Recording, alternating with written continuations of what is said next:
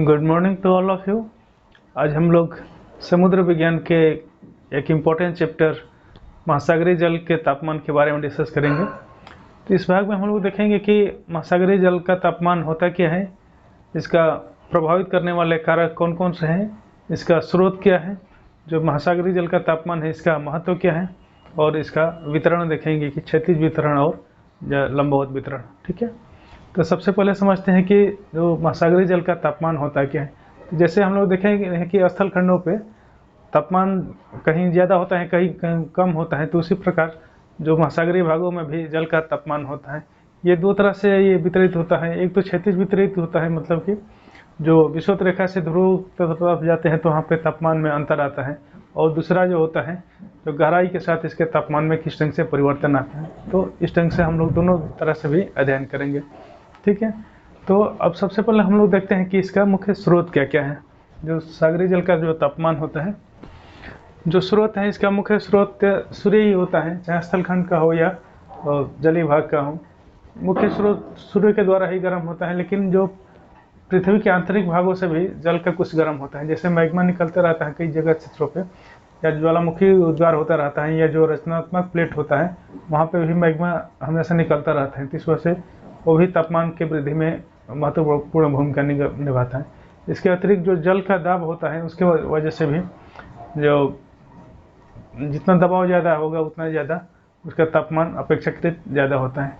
लेकिन ये जो दबाव वाला जल का दबाव होता है ये इतना ज़्यादा प्रभावित नहीं करता है, काफ़ी ये नगण्य होता है। ठीक है, अब हम लोग देखते हैं कि इसका जो महत्व क्या क्या है, महासागरीय जल का तापमान का महत्व क्या है। तो महासागरीय जल के कारण से जो जीव जंतु और वनस्पतियों के लिए काफ़ी ये इम्पोर्टेंट होता है, क्योंकि जो जीव जंतु या वनस्पति होते हैं जो महासागर, विशेष रूप से महासागर में रहने वाले जो जीव जंतु होते हैं, तापमान में काफ़ी उन लोगों का जो जीवन का रहने का ढंग है वो काफ़ी ज़्यादा प्रभावित होता है। ठीक है, जहाँ पे तापमान ज़्यादा होता है अपेक्षाकृत वहाँ मछलियाँ भी कई जगह पर मिलती हैं।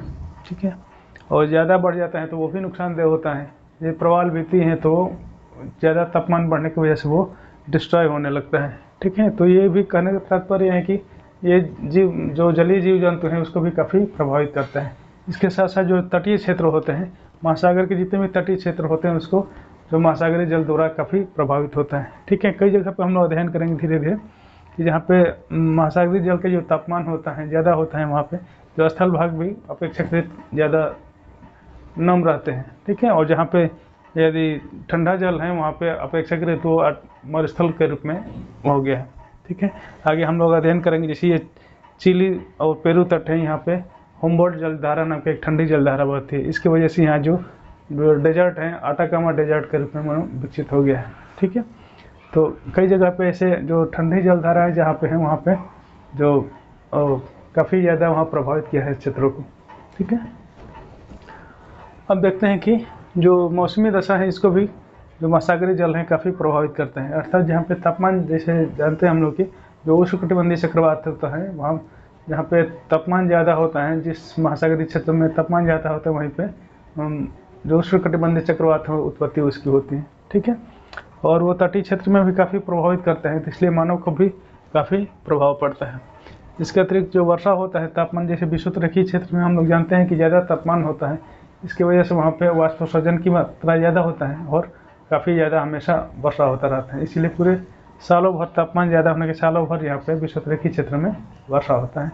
ठीक है, तो ये काफ़ी मौसम को भी काफ़ी प्रभावित करता है, जिससे जो मानव का जनजीवन भी उसके लिए भी काफ़ी प्रभावित करता है। ठीक है, अब देखते हैं जो मत्स्यन के लिए, जैसे हम लोग जानते हैं कि जो महासागरीय जल का तापमान में वृद्धि या कमी से जलधाराओं का भी उत्पत्ति होती है, और जलधाराएं जहाँ पे ठंडी जलधारा और गर्म जलधारा मिलती हैं वहाँ पे वो कुहासा का निर्माण होता है, और वहाँ पे भी जो मत्स्यन के लिए काफ़ी अनुकूल दशा होता है। मत्स्यन के लिए या मछली को जो पोषक तत्व होते हैं वहाँ पे आ जाते हैं, तो वहाँ पे मछलियाँ काफ़ी ज़्यादा डेवलप करती हैं और वो मत्स्यन उद्योग के लिए काफ़ी अच्छा क्षेत्र हो जाता है। ठीक है, यहाँ 2-3 क्षेत्र हैं मुख्य रूप से। यहाँ डॉगर बैंक्स, ग्राउंड बैंक यहाँ पे हैं, ग्राउंड बैंक्स हैं, यहाँ डॉगर बैंक्स हैं, यहाँ सेंट पियरी बैंक्स हैं या जॉर्जेज बैंक्स हैं, कई यहाँ पे बैंक्स हैं। यहाँ पे डॉगर बैंक्स हैं। फिर यहाँ जापान के पास में जो क्यूराइल किरोसिव जलधारा का मिलन होता है, उससे भी वहाँ पे मथन के लिए काफ़ी विकसित क्षेत्र हो जाता है। ठीक है, तो ये काफ़ी प्रभावित करता है आर्थिक क्षेत्र को भी। दूसरा है जो महासागरीय जलधाराएं होती हैं, इसके भी उत्पत्ति में ये जल का तापमान काफ़ी योगदान देता है। ठीक है, इसके द्वारा भी धीरे धीरे तापमान में वृद्धि होती है। जैसे विषुवत-रेखीय क्षेत्र है, यहाँ पे जलधाराएं काफ़ी ज़्यादा गर्म हो जाती हैं, जल भाग गर्म हो जाता है यहाँ से, एक प्रति विषुवत-रेखीय धाराएं भी चलने लगती हैं। ठीक है, और हम लोग अक्सर इसको जल धारा के बारे में अध्ययन जब करेंगे तो अक्सर देखेंगे कि जो विषुवत-रेखीय क्षेत्र से जल धाराओं की उत्पत्ति होती रही है, ध्रुवों की तरफ जा रही है, वो विशेष रूप से गर्म जलधारा है, जबकि जो ध्रुवीय क्षेत्र से आने वाली जो जलधाराएं होती हैं वो अक्सर ठंडी हवाएं होती हैं। ठीक है, तो इसके बारे में हम लोग ज़्यादा डिटेल में वो जलधाराओं वाले चैप्टर में करेंगे। ठीक है, अभी इसके प्रभाव जानते हैं कि प्रभाव इसके लिए पड़ता है। ठीक है, अब देखते हैं कि प्रभावित करने वाले कौन कौन से कारक हैं। तो जो जैसे कि हम लोग जानते हैं कि जो महासागरीय भाग है, इस तापमान में वृद्धि इसकी सूर्य के द्वारा ही मुख्य सोर्स सूर्य ही है। सूर्य के उत्तरायण या दक्षिणायन होने से भी ये काफ़ी प्रभावित होता है। तो जैसे कि हम लोग जानते हैं कि जो विषुवत-रेखीय क्षेत्र है, इसमें तापमान काफ़ी ज़्यादा होता है, या विषुवत लगभग सालों भर यहाँ पे सीधी रेखाएं पड़ती हैं। ठीक है, विषुवत रेखा पर, इसलिए तापमान इस क्षेत्र का काफ़ी ज़्यादा होता है, जबकि कर्क रेखा और मकर रेखा पर उत्तरायण और दक्षिणायन के समय होता है। ठीक है, तो यहाँ तक जो भाग होता है, कर्क रेखा तक जो भी भाग होता है, वो तापमान काफ़ी ज़्यादा होता है, लेकिन अब यहाँ से ध्रुवों की तरफ जाने पर धीरे धीरे जल का तापमान कम होने लगता है। ठीक है, एक सामान्य के रूप में इसका स्वरूप देखा जाए तो, लेकिन वो जल का उसमें अंतर यही हो जाता है कि जिस समय उत्तरायण सूर्य होता है, तो उत्तरायण तो होता है कि जो कर्क रेखा पर 21 जून को चमकता है। ठीक है, लेकिन जो तापमान ज़्यादा होता है वो जून में ना होकर के अगस्त में होता है। ठीक है, क्योंकि जो जल का स्वभाव होता है कि धीरे धीरे गर्म होता है और ठंडा भी धीरे धीरे होता है, इसीलिए तापमान यहाँ पर जून में ना ज़्यादा होकर के मैक्सिमम तापमान अगस्त में होता है। ठीक है, जबकि ऐसे ही जो सूर्य दक्षिणायन मकर रेखा पर 22 दिसंबर को चमकता है। 22 दिसंबर, तो यहाँ पर तापमान तो 22 दिसंबर का ही होना चाहिए ज़्यादा, लेकिन जो जलीय स्वभाव को जो गर्म होने का जो दर है कम होता है, इस वजह से अगस्त में ना जनवरी में ना होकर के फरवरी में होता है। ठीक है, तो दिसंबर या जनवरी में ना होकर के फरवरी में होता है। ठीक है, तो ये इसका स्थिति रहता है। अब हम लोग देखते हैं कि ये अक्षांशीय स्थिति में जैसे है कि 0 से एक और स्थिति है कि 0 विषुवत रेखा से 40 डिग्री तक जो तापमान होता है, जो वायुमंडल के तापमान से ज़्यादा होता है। ठीक है, ये वायुमंडल के तापमान से अपेक्षा ज़्यादा होता है, जबकि 40 डिग्री से उत्तरी भाग में वायुमंडल के तापमान से जो जल का तापमान होता है कम होता है। ठीक है, ये इस चीज़ को हमेशा ध्यान रखें। स्टेटमेंट के रूप में पूछा जा सकता है कि 0 से और जो 40 डिग्री है इसका तापमान में क्या अंतर होता है, और 0 से ध्रुव की तरफ क्या अंतर, 40 डिग्री से ध्रुव की तरफ क्या अंतर होता है। ठीक है, ये क्वेश्चन विशेष रूप से ज़्यादा गहराई में क्वेश्चन जो यूजीसी नेट के परीक्षा है उसमें पूछा जा सकता है, असिस्टेंट प्रोफेसर या पीजीटी में पूछा जा सकता है। ठीक है, सामान्य अध्ययन के लिए सामान्यतः इतना कठिन नहीं पूछेगा। यदि सामान्य अध्ययन में कठिन पूछेगा भी तो यूपीएससी में पूछेगा या सीडीएस एनडीए में पूछा जा सकता है, अन्यथा अन्य में डायरेक्ट ही क्वेश्चन पूछा जाएगा यहाँ से अन्य परीक्षाओं में। ठीक है, अब हम लोग देखते हैं प्रचलित पवनें। तो प्रचलित पवनें भी तापमान को काफ़ी ज़्यादा प्रभावित करती हैं। ठीक है, तो जिस भाग से यदि स्थल खंड से, जैसे यहाँ से ये विषुवत रेखा क्षेत्र है, जैसे कि हम लोग जानते हैं कि विषुवत रेखीय क्षेत्र से यहाँ से व्यापारिक हवा चलते हैं विषुवत रेखीय तरफ। ये उत्तरी गोलार्ध का डायग्राम दिया गया है।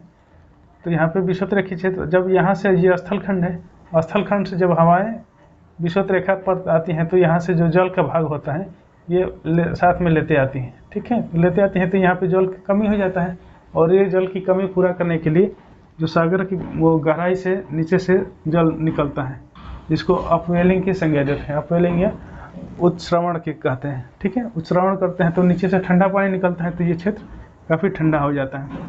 जबकि यहाँ पे जहाँ पे ये पछुआ हवा है, ये पछुआ हवा में होता है, ये इधर से जाती है तो ये भाग में ज़्यादा गर्म जल जमा कर देती है, इधर का गर्म ले जा करके यहाँ भाग गर्म हो जाता है, इसलिए ये तटीय क्षेत्र गर्म हो जाता है। जबकि यहाँ का तटीय क्षेत्र होता है जो व्यापारिक हवाओं के क्षेत्र में होता है, तो ये ठंडा हो जाता है। ठीक है, ये दोनों में डिफरेंट हमेशा ध्यान में रखिएगा कि जो व्यापारिक पवन वाला जो हवा क्षेत्र है उसमें पश्चिम महासागरों का पश्चिम भाग गर्म होता है जबकि पूर्वी भाग ठंडा होता है। ये स्टेटमेंट के रूप में पूछा जा सकता है। ठीक है कि 0 डिग्री से जो 23 डिग्री होता है, यहाँ से महासागरों के पश्चिम भाग गर्म होता है और पूरा भाग ठंडा होता है। इसको स्टेटमेंट के रूप में पूछा जा सकता है या अपवेलिंग या डाउनवेलिंग के भी रूप में क्वेश्चन पूछा जा सकता है। जबकि वहीं पश्चिम पवन वाला क्षेत्र है, इसमें महासागरों का पश्चिमी भाग गर्म और पश्चिमी भाग ठंडा और पूर्वी भाग गर्म होता है। ठीक है, ये ध्यान में हमेशा रखिएगा। तो ये प्रचलित पवन के अपवेलिंग व डाउनवेलिंग की वजह से होता है और ये तापमान भी इसी वजह से सागरों का तापमान बदल जाता है और कई तरह से भी ये भी प्रभावित करता है। ठीक है, यहाँ पे अपवेलिंग के कारण ही जो पेरुचिली तट है हम्बोल्ट, तो यहाँ से अपवेलिंग होता है, ठंडा पानी निकलता है और तट को काफ़ी प्रभावित करता है। ठीक है, अब अगला है जलधारा। ये जो जलधारा है ये भी काफ़ी तापमान को प्रभावित करता है। तो महासागरीय का तापमान होता है जहाँ पर जलधाराएँ आती हैं तो गर्म जलधाराएँ आती हैं, वहाँ पे वो क्षेत्र ठंडा होने के बावजूद भी गर्म रहता है। जैसे इस क्षेत्र में अक्षांश की स्थिति के अनुसार यहाँ पर तापमान कम होना चाहिए, लेकिन यहाँ पे चूँकि यहाँ से गल्फ स्ट्रीम चलते हैं, गल्फ स्ट्रीम नाम की एक जलधारा है, उसको आने की वजह से ये क्षेत्र काफ़ी गर्म हो जाता है और यहाँ तक इसका असर रहता है और इसी वजह से यहाँ से ठंडी धारा इधर से गर्म जलधारा यहाँ मिलती हैं, तो यहाँ पे कुहासा या अन्य कई चीज़ों का यहाँ पर विकास हो जाता है। ठीक है, और यही भाग जो गल्फ स्ट्रीम का आगे तक जाते हैं तो ये वेस्ट वो ड्रिफ्ट के नाम से चलती हैं, उत्तरी ड्रिफ्ट के नाम से ये चलती हैं, तो ये भाग भी ये गर्म कर देती है। जो पश्चिमी यूरोप का भाग है ये भी गर्म कर देती है। यही कारण है कि यहाँ पे एक अर्कांजल नाम का एक बंदरगाह है। ठीक है, तो अक्षांशीय स्थिति के कारण तो ये तो यहाँ पे तापमान कम होना चाहिए, बर्फ से आच्छादित होना चाहिए, क्योंकि ये लगभग टुंड्रा प्रदेश में आता है। ठीक है, जैसे हम लोग डिस्कस कर रहे थे, टुंड्रा या टाइगा प्रदेश में आ जाता है, तो ये जमा होना चाहिए। ठीक है, जो हिम से आच्छादित होना चाहिए, लेकिन जो इसी गल्फ स्ट्रीम का जो भाग है यहाँ पे, इस वजह से यहाँ पे तापमान ज़्यादा होता है। ये वर्ष भर ये जो बंदरगाह है खुला रहता है। ठीक है, तो ये काफ़ी प्रभावित करता है। अन्य कई जगह पर भी जहाँ पे ठंडी जलधारा जाती हैं तो वहाँ पे जैसे लेब्राडोर धारा आती है, तो इस क्षेत्र को इतना ठंडा कर देती हैं कि कभी कभी हिमांक से भी नीचे चला जाता है और सारा क्षेत्र जम जाता है कभी कभी। ठीक है, अब देखते हैं कि स्थल भाग के संपर्क में, जैसे हम लोग देखते हैं कि ये कई स्थल खंड है, कुछ खुला महासागर है, कुछ है कि बंद महासागर है। यहाँ पे जैसे ये बंद महासागर है, यहाँ पे काला सागर, ये सब बंद महासागर है, तो यहाँ का तापमान उसका उच्च अक्षांशों का और निम्न अक्षांशों का अलग अलग तरह से होता है। ठीक है, जो निम्न अक्षांश में जलीय भाग होते हैं तापमान काफ़ी ज़्यादा हो जाता है, लेकिन अपेक्षाकृत ये उत्तरी जहाँ पे उच्च अक्षांश होता है वहाँ पे जो बंद महासागर है होते हैं उसका तापमान जो स्थल खंड की अपेक्षा ज़्यादा होता है। ठीक है, और जो ये निम्न अक्षांश के जितने भी बंद महासागर होते हैं ये स्थल खंड की अपेक्षा तापमान इसका कम होता है। ठीक है, तो यही कारण है कि लाल सागर का तापमान भी अन्य जैसे इस क्षेत्र में अक्षांश में जितना भी तापमान मिलना चाहिए उससे अपेक्षा ये काफ़ी ज़्यादा मिलता है। ठीक है, इस अक्षांश पे ही 20 डिग्री सेंटीग्रेड तापमान यहाँ पे, ऐसे अक्षांश पे जो काला सागर लाल सागर है, ये लाल सागर है ये। ठीक है, लाल सागर पे तापमान शायद 38 डिग्री लगभग है, 37.8 डिग्री। ठीक है, ये लाल सागर में इस अक्षांश पर तापमान कितना यहाँ पे होना चाहिए, ये 25 के आसपास होना चाहिए, जबकि यहाँ पे तापमान 28 डिग्री है। ऐसे ही काला सागर का तापमान भी काफ़ी ज़्यादा है। ठीक है, जहाँ पे जब 20 डिग्री से भी अधिक यहाँ पे तापमान है, लगभग 24-25 डिग्री तक आ जाता है। ठीक है, तो कहने का तात्पर्य है कि जो बंद महासागर होते हैं उच्च अक्षांशों में अपेक्षाकृत तापमान ज़्यादा हो जाता है खुले महासागरों की अपेक्षा। ठीक है, अगला है स्थानीय मौसम मेघ वर्षा। जैसे हम लोग जानते हैं कि स्थानीय मौसम जैसे इस क्षेत्र में विषुवरेखीय क्षेत्र में काफ़ी ज़्यादा तापमान पाया जाता है और ज़्यादा तापमान होने की वजह से यहाँ पे हमेशा मेघ या बादल छाए रहते हैं। पूरे एरिया में मेघ जब छाए रहते हैं तो जो सूर्य के किरण है स्थल खंडों या नीचे तक नहीं पहुँच पाता है, इसलिए जितना तापमान ज़्यादा अधिक होना चाहिए उतना नहीं हो पाता है। और दूसरा एक और कारण है कि यहाँ पे जितना तापमान ज़्यादा होगा तो ये वाष्पोत्सर्जन की क्रिया ज़्यादा होता है। हम लोग जानते हैं कि जैसे वाष्पोत्सर्जन जहाँ पे ज़्यादा होगा वहाँ पे तापमान कम हो जाता है, ठीक है। तो ये भाग इसीलिए ये कारण है कि जो विषुवतरेखीय क्षेत्र होते हैं तापमान अपेक्षाकृत कम हो जाते हैं, जितना होना चाहिए उससे कम हो जाते हैं, जबकि जो सर्वाधिक तापमान विषुवत रेखा पर न मिल करके और ऊपर मिलता है 10 डिग्री अक्षांश या और इसके ऊपर ही जो मैक्सिमम तापमान मिलता है, जबकि विषुवत रेखा पर उसके अपेक्षा कम मिलता है तापमान, ठीक है। तो ये रहा मेघ वर्षा की स्थिति के कारण। अब अगला है लवणता की वजह से भी, लवणता के कारण भी काफ़ी ये जो महासागरीय जल का तापमान होता है प्रभावित होता है। जहाँ पे लवणता ज़्यादा होता है ये क्वथनांक और इससे ज़्यादा डायरेक्ट प्रोपोर्शनल टू है, ठीक है। जहाँ पे लवणता ज़्यादा हो तो क्वथनांक ज़्यादा हो जाएगा, और जहाँ पे क्वथनांक ज़्यादा हुआ तो तापमान अधिक होता है, ठीक है। कहने का तात्पर्य यह है कि जहाँ पर लवणता ज़्यादा हुआ अपेक्षाकृत तापमान ज़्यादा होता है, और जहाँ पे लवणता कम होता है तो तापमान भी कम होता है, ठीक है। अन्य जो कारक हैं एल्बिडो है, कटक है। और एल्बिडो जैसे कि हम लोग जानते हैं कि किसी जो सूर्य से आने वाला जो किरण होता है उसका बिना वेवलेंथ में परिवर्तित किए पूरा परिवर्तित जितना भाग परिवर्तित किया जाता है उसको एल्बिडो के नाम से जानते हैं। एल्बिडो या हिंदी में स्वीति नाम से जानते हैं, ठीक है। हिंदी में स्वीति बोलते हैं इसको। ये तो हालांकि हम लोग पढ़ चुके हैं लेकिन फिर भी बता देना। तो ये स्वीति भी जितना ज़्यादा स्वीति होगा मतलब वो तापमान वृद्धि में वो काम में नहीं आएगा, वो पूरी तरह से वापस चला जाता है, ठीक है। जैसे बादलों का तापमान होता है 26 डिग्री होता है या जितना भी, तो वो उसका ताप को गर्म करने में उतना काम में नहीं आता है। तो ऐसे भी जल का जो सतह का जो एल्बिडो होता है उसकी वजह से भी जितना ज़्यादा एल्बिडो होगा, अब जो निम्न अक्षांशीय क्षेत्र का एल्बिडो ज़्यादा होता है और इधर का क्षेत्र का कम हो जाता है, क्योंकि यहाँ पे जो सूर्य का तिरछापन होता है ज़्यादा होता है, तिरछा किरणें होती हैं, इसलिए इतना ज़्यादा एल्बिडो मैंने वो परावर्तित नहीं कर पाते हैं, जबकि ये सीधे ही परावर्तित कर देते हैं जो निम्न अक्षांशों के होते हैं, ठीक है। तो यहाँ पे एल्बिडो ज़्यादा होता है इसलिए तापमान उतना ज़्यादा वृद्धि नहीं कर पाती है एल्बिडो की वजह से। दूसरा होता है कटक। हम लोग पिछले क्लास में जैसे देखे थे कि जो मध्य महासागरीय कटक होता है लगभग अटलांटिक महासागर में देखे थे, हिंद महासागर में भी देखे थे, कई प्रकार के जो कटक होते हैं। तो कटक होने के जैसे हम लोग जानते हैं कि इसका निर्माण दो रचनात्मक प्लेटों के अपसरण के कारण होता है, ठीक है। जहाँ पर दो रचनात्मक प्लेट एक दूसरे के विपरीत जा रहे होते हैं, वहाँ से नीचे जो बीच वाला भाग होता है उसमें नीचे से मैग्मा का जन निकलता है, ठीक है। मैग्मा निकलने के कारण से वो काफ़ी गर्म होता है और उस क्षेत्र को काफ़ी गर्म कर देता है, ठीक है। तो जिस भाग में कटक होगा, जहाँ पे मध्य अटलांटिक कटक है, यहाँ पे तापमान अपेक्षाकृत ज़्यादा हो जाता है, ठीक है। और वहाँ पे जहाँ पे ज्वालामुखी का उद्गार भी होता है उस क्षेत्र में, जैसे हवाई द्वीप है, यहाँ पे हमें लगभग ज्वालामुखी का उद्गार होता रहता है, या जहाँ कहीं भी ज्वालामुखी का उद्गार होगा तो वहाँ पे तापमान ज़्यादा बढ़ जाता है, ठीक है।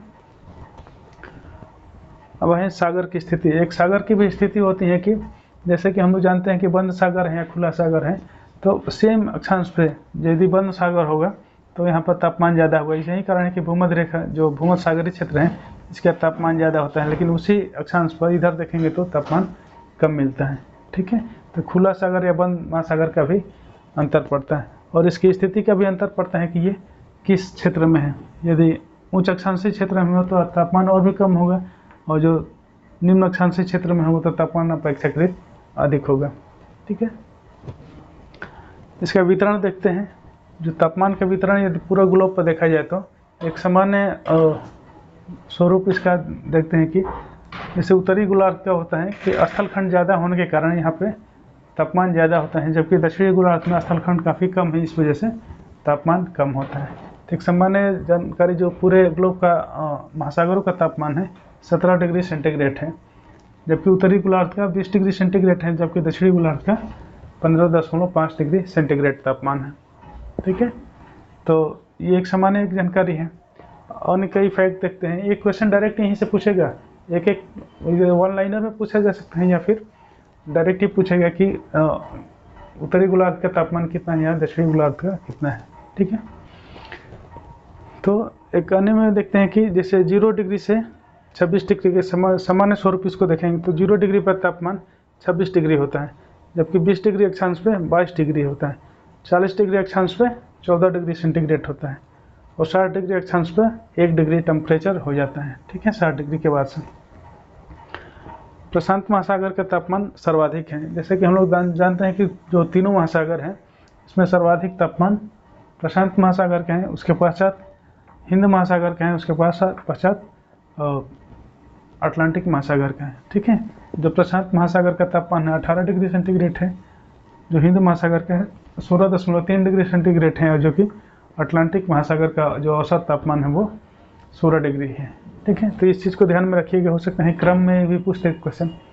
ठीक है, कि तीनों महासागरों को दे देगा और क्रम सजाने के लिए आ सकता है क्वेश्चन। ठीक है, जो दक्षिणी गोलार्ध उत्तरी गोलार्ध में देख लिया, उत्तरायण और दक्षिणायन की वजह से भी अंतर पड़ता है, जिससे तापमान, जैसे अभी हम लोग डिस्कस कर रहे थे कि सूर्य के उत्तरायण और दक्षिणायन से जाने से भी जो समताप रेखाएं हैं ये भी उत्तरायण या दक्षिणायन होती जाती हैं। ठीक है, ये जो दिया हुआ है अगस्त माह का तापमान और यहाँ पे इंडिकेट किया गया है। ठीक है, महासागरों का तापमान अगस्त माह में, जैसे कि अभी हम लोग डिस्कस कर रहे थे कि जो उत्तरायण या दक्षिणायन होने से जो उत्तरायण होता है कर्क रेखा पे जून में चमकता है, इसके बावजूद भी तापमान मैक्सिमम जो तापमान होता है उत्तरी गोलार्ध का जून जुलाई में ना होकर के अगस्त में होता है। वैसे ही यहाँ जो मकर रेखा पर दिसंबर में चमकता है, लेकिन तापमान अधिकतम दिसंबर में ना होकर के फरवरी में होता है। ठीक है, तो ये बात को हमेशा ध्यान रहे, क्योंकि ये स्टेटमेंट के रूप में क्वेश्चन पूछा जा सकता है। ठीक है, अगला है, अब इसका लंबवत वितरण देखते हैं। ये तो क्षैतिज वितरण रहा कि विषुवत रेखा से लेकर के ध्रुव तक का क्या स्थिति रहती है। ठीक है, अब देखते हैं कि लंबवत वितरण। लंबवत वितरण मतलब कि समुद्री जो जल स्तर है वहाँ से नीचे गहराई तक जाने पर तापमान में किस ढंग से परिवर्तन होता है। ठीक है, तो उसको हम लोग देखते हैं। कुछ अभी फैक्ट्स देख लेते हैं, क्या पोजीशन है इसके बाद से। जो सर्वाधिक तापमान होता है सतह पर होता है, एक सामान्य जानकारी के रूप में है। ये सर्वाधिक तापमान सतह पर होता है, लेकिन ये स्थान में अलग अलग होता है। ठीक है, अभी हम लोग देखेंगे स्थान के अलग अलग स्थानों पर या अलग अलग स्थानों पर यह तापमान अलग अलग होता है। ठीक है, सामान्य रूप से सर्वाधिक तापमान सतह पर माना गया है, जबकि जो सूर्य का किरण है या सनरेज है वो मैक्सिमम 600 फीट तक नीचे जाता है। ठीक है, जो 2000 मीटर के बाद से अपरिवर्तित रहते हैं। जो तापमान होता है गहराई में अधिकतम 2000 तक परिवर्तित होते रहता है या ताप ह्रास होता है। इसके पश्चात लगभग ध्रुवों से लेकर के विषुवत रेखा तक, ठीक है, विषुवत रेखा से ध्रुवों तक तापमान जो सागर तली के भाग होता है या 2000 मीटर के बाद से समान ही होता है। ठीक है, इस चीज़ को भी ध्यान में रखना होगा। यही कारण है कि जो ताप ह्रास स्तर होता है जो विषुवत रेखीय क्षेत्रों में ज़्यादा होता है, जबकि ध्रुवीय क्षेत्रों में या उच्च अक्षांशीय क्षेत्रों में कम हो जाता है, क्योंकि लगभग सतह से लेकर अंतर तली तक तापमान लगभग समान होता है, थोड़ा सा अंतर होता है, जबकि विषुवत रेखा में तापमान काफ़ी जो ह्रास स्तर होता है काफ़ी ज़्यादा होता है, क्योंकि सतह का तापमान ज़्यादा होता है और नीचे गहराई जाने पर तीव्रता से कम होते जाता है। ठीक है, तो इसमें देखते हैं कि ये 2000 मीटर के बाद अपरिवर्तित रहता है। और जगलग्न है तापीय प्रतिलोमन उच्च अक्षांश के जो बंद महासागर हैं। ठीक है, जैसे बंद महासागर यहाँ पे है, व्हाइट सी है या फिर कई यहाँ पे बाल्टिक सी है, यहाँ पे तापमान इन्वर्जन की पाई जाती है स्थिति। ये क्वेश्चन पूछा जा सकता है कि जो तापमान इन्वर्जन या तापमान प्रतिलोमन कहाँ पे पाए जाते हैं, तो उच्च अक्षांशों के बंद महासागर में। ठीक है, क्योंकि ये तापमान यहाँ पे जैसे होता है कि सामान्य रूप से माना जाता है कि तापमान गहराई बढ़ने के साथ धीरे धीरे कम होते जाता है, लेकिन उच्च अक्षांशों के जो क्षेत्र होते हैं जो बंद महासागर होते हैं वहाँ पे तापमान गहराई बढ़ने के साथ साथ वृद्धि होने लगता है, इसलिए तापमान प्रतिलोमन को उसको कहा जाता है। ठीक है, तो ये बात ध्यान में रखना चाहिए। जो वार्षिक तापांतर है, वार्षिक तापांतर सर्वाधिक मध्य अक्षांशीय क्षेत्रों में पाए जाते हैं। जैसे यहाँ पे न्यू फाउलैंड के पास एक अमेरिका के एक शहर है न्यू फाउलैंड या स्टेट भी है यहाँ पे न्यू फाउलैंड, तो यहाँ पे तापमान सर्वाधिक अंतर होता है, मतलब कि 20 डिग्री टेम्परेचर होता है। 20 डिग्री जो वार्षिक अंतर होता है, मतलब कि एक वर्ष में सर्वाधिक मैक्सिमम उच्चतम तापमान और न्यूनतम तापमान के बीच का अंतर। ठीक है, और इससे ज़्यादा यहाँ पे एक व्लादिवोस्टोक है, रूस का एक शहर है या बंदरगाह भी है, तो वहाँ पे तापमान 25 डिग्री सेंटीग्रेड तापांतर अंतर रहता है। ठीक है, वार्षिक तापांतर अर्थात एक वर्ष में मैक्सिमम जो अधिकतम तापमान और न्यूनतम तापमान के बीच का अंतर। ठीक है, तो ये व्लादिवोस्टोक में सर्वाधिक तापमान मिलता है। अब देखते हैं कि जो गहराई के साथ किस ढंग से इसमें कमी आती है या वृद्धि होती है, परिवर्तित होता है, देखते हैं। तो इसमें 3 लेयर में हम लोग बातें हैं या देखने को मिलता है। जो सतह से गहराई तक जाने पर 3 लेयर मिलते हैं। जो पहला लेयर होता है इसको एपिलिमिनम लेयर बोलते हैं। एपिलिमिनम लेयर, इसका तापमान औसत तापमान 25 डिग्री सेंटीग्रेड से भी अधिक होता है। ठीक है, ये एपिलिमिनम तापमंडल इसको बोलते हैं, अधिक ताप का मंडल, जो कि 500 मीटर गहराई तक ही होता है। ठीक है, इसके पश्चात आता है थर्मोक्लाइन या ताप प्रवणता ह्रास मंडल इसको बोलते हैं। ठीक है, ताप प्रवणता मंडल बोलते हैं। यहाँ पे तापमान काफ़ी शीघ्रता से कम होता है, इसलिए इसको थर्मोक्लाइन नाम से भी जानते हैं। ठीक है, यह ताप ह्रास दर यहाँ पे अधिकतम होता है। इसके पश्चात जब नीचे आता है, इसके नीचे हिपोलिमिनियन लेयर बोलते हैं या हिपोलिमिनियन परत। ठीक है, यहाँ पे तापमान लगभग समान ही होता है, यहाँ से नीचे तापमान में परिवर्तित नहीं होता है। तो ये मुख्य रूप से 3 लेयर देखने को मिलते हैं, और ये तीनों लेयर जो है विषुवत रेखा पे ही ज़्यादा देखने को मिलते हैं। ठीक है, विषुवत रेखी जो क्षेत्र होता है या अनुवर्ती क्षेत्र, यहाँ पे तीनों लेयर देखने को मिलता है। जबकि जो मध्य अक्षांशीय क्षेत्र रहते हैं, यहाँ पे तीनों लेयर केवल ग्रीष्म के सीजन में ही देखने को मिलेगा। ठीक है, और जो उच्च अक्षांशीय क्षेत्र होते हैं वहाँ पे ये तीनों लेयर नहीं देखने को मिलता है। ठीक है, होता ही नहीं वहाँ पे। लगभग ऊपर से सतह से लेकर गहराई तक लगभग एक समान तापमान होता है। ठीक है, तो ये कहने के तात्पर्य है कि ये विषुवत रेखा पर ही तीनों लेयर स्पष्ट रूप से विकसित होता है। ठीक है, अब देखते हैं कि ताप ह्रास दर किस ढंग से होता है। ये एक ग्राफ के रूप में हम लोग देखते हैं। तो जैसे 3 भागों में हम लोग देखते हैं, 3 स्थानों पर, एक विषुवत रेखा पर, दूसरी मध्य अक्षांशीय क्षेत्र पर, तीसरा उच्च अक्षांशीय क्षेत्र को देखते हैं कि जो सतह से लेकर गहराई तक जाने में तापमान किस ढंग से परिवर्तित होता है। ठीक है, तो सतह पर जैसे कि हम लोग जानते हैं कि विषुवत रेखीय क्षेत्र में काफ़ी वर्षा ज़्यादा होता है। वर्षा होने की वजह से तापमान जो बिल्कुल सतह के ऊपर वाला भाग होता है मैंने कम होता है। ठीक है, मैंने जितना होना चाहिए उतना नहीं होता है। उसके ठीक नीचे वाला जो लेयर होता है वहाँ पे तापमान अधिकतम उसका होता है। विषुवत रेखा से ठीक नीचे जाने पे, सतह से ठीक नीचे जाने पर तापमान कम होते हैं। तो यहाँ पे देखते हैं कि यहाँ पे तापमान ऊपर कम रहता है, फिर अचानक वृद्धि हो जाती है। गहराई नीचे जाने पे तापमान में अचानक वृद्धि होती है, फिर धीरे धीरे कम हो जाता है।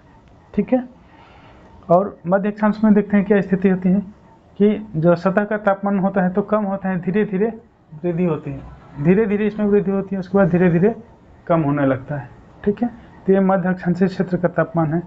एक तरफ गहराई दिखाया गया है, एक तरफ तापमान दिखाया गया है। ठीक है, और जो उच्च अक्षांश होते हैं तो लगभग समझिए कि सतह से लेकर और जो तली तक का तापमान लगभग बराबर होता है। थोड़ा सा अंतर होता है कि जो सतह से जाने पर धीरे धीरे वृद्धि होते हैं, बिल्कुल ही। ठीक है, और जो कमी भी आती है तो बहुत धीरे धीरे कमी आती है। ठीक है, ये ध्यान में रख के लगभग तापमान लगभग बराबर होते हैं, धीरे धीरे बढ़ता है, धीरे धीरे कम होता है। जबकि विषुवत रेखीय क्षेत्र में अचानक सतह से अचानक तापमान बढ़ेगा नीचे, उसके बाद से धीरे धीरे कम होने लगेगा। ठीक है, तो ये रहा महासागरीय जल का तापमान और इससे संबंधित विशेषताएं और उसका कारण। ठीक है, तो उम्मीद करता हूँ कि अच्छे समझ में आ गया होगा। यदि कहीं कन्फ्यूजन होगा या डाउट होगा तो कमेंट बॉक्स में दीजिएगा। ठीक है, ये काफ़ी इंपॉर्टेंट चैप्टर होता है और ज़्यादा यहाँ से क्वेश्चन जो सामान्य अध्ययन है वहाँ से फैक्चुअल ही क्वेश्चन पूछे जाएंगे। कई फैक्ट्स को हम लोग डिस्कस कर रहे थे अभी, उसको हमेशा ध्यान में रखिएगा कि औसत तापमान उत्तरी गोलार्ध का या दक्षिणी गोलार्ध का या औसत तापमान पूरे महासागर का कितना होता है, किस महीने में उत्तरी गोलार्ध में ज़्यादा तापमान होता है, किस में दक्षिणी गोलार्ध में किस माह में तापमान ज़्यादा होता है। ठीक है, और अन्य ये मंडल हैं जो फैक्चुअल ज़्यादातर सामान्य अध्ययन के लोग फैक्ट्स पे ही ध्यान देंगे। ठीक है, और जो ऑप्शनल के लोग हैं तो गहराई से उन लोगों को पढ़ना ही चाहिए, चाहे असिस्टेंट प्रोफेसर हो चाहे यूजीसी नेट का, क्योंकि काफ़ी स्टेटमेंट के रूप में गहराई से क्वेश्चन पूछता है। ठीक है, तो ये ज़्यादातर क्वेश्चन यहीं से बनेंगे, इससे बाहर का क्वेश्चन नहीं बनेगा। केवल बनना 2-3 क्वेश्चन हो सकते हैं कि बने कि जो अलग अलग छोटे छोटे जो सागर हैं उसका यदि तापमान याद कर लेंगे तो ज़्यादा बेहतर रहेगा। ठीक है, जैसे काला सागर का या कैस्पियन सागर का या बाल्टिक सागर का, ये क्रम कभी कभी मिलाने के लिए आता है। ठीक है, तो बाल्टिक सागर का तापमान काफ़ी कम होता है जबकि काला सागर का ज़्यादा होता है। लाल सागर का भी एकदम एक्यूरेट उसका डेटा याद करिएगा। ठीक है, ये मिलाने के लिए कभी कभी आता है। विशेष रूप से ऑप्शनल के लोगों के लिए स्पेशल है कि जो यूजीसी नेट की तैयारी कर रहे हैं या असिस्टेंट प्रोफेसर की, तो एक्यूरेट डेटा याद रखना चाहिए। ठीक है, तो उम्मीद करता हूँ सब कुछ ठीक ठाक समझ में आ गया होगा। ठीक है, तो आज के लिए यहीं रहने देते हैं, फिर नेक्स्ट दे देते हैं। धन्यवाद।